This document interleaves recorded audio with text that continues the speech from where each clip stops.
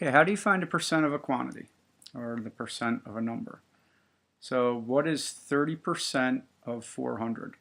Now remember, when we wanted to find a fraction of a number, we'd multiply, and we're going to do the same thing here. So 30%, we know percent means per 100.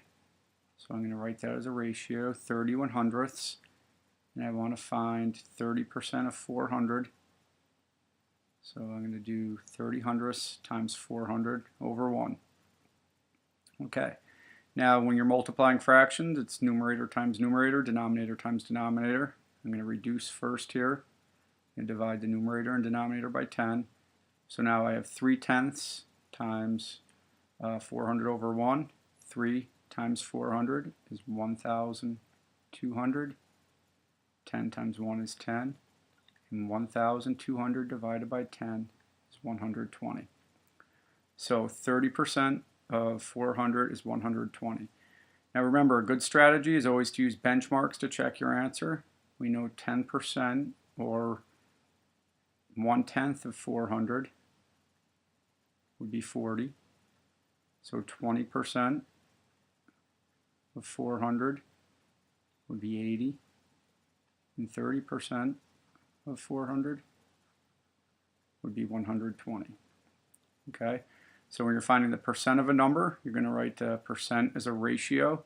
Percent means per 100 and multiply. Let's look at one more example. Okay, what is 40% of 18? So step one, we're going to write our percent as a ratio. 40% is 40 per 100. And now we're going to multiply times 18. Okay, and again, I'm going to reduce first. So I'll divide the numerator and denominator by 10.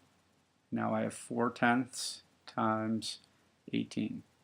4 times 18 is 72. 10 times 1 is 10. And I can do 72 divided by 10, which I know is going to be 7.2. Because dividing by 10, you're just moving the decimal one time to the left. Okay, let's prove it down here. Okay, is 7.2. Okay, 10% of 18, we know would be 1.8. So 20%, okay, would be 3.6. And 40% would be 7.2.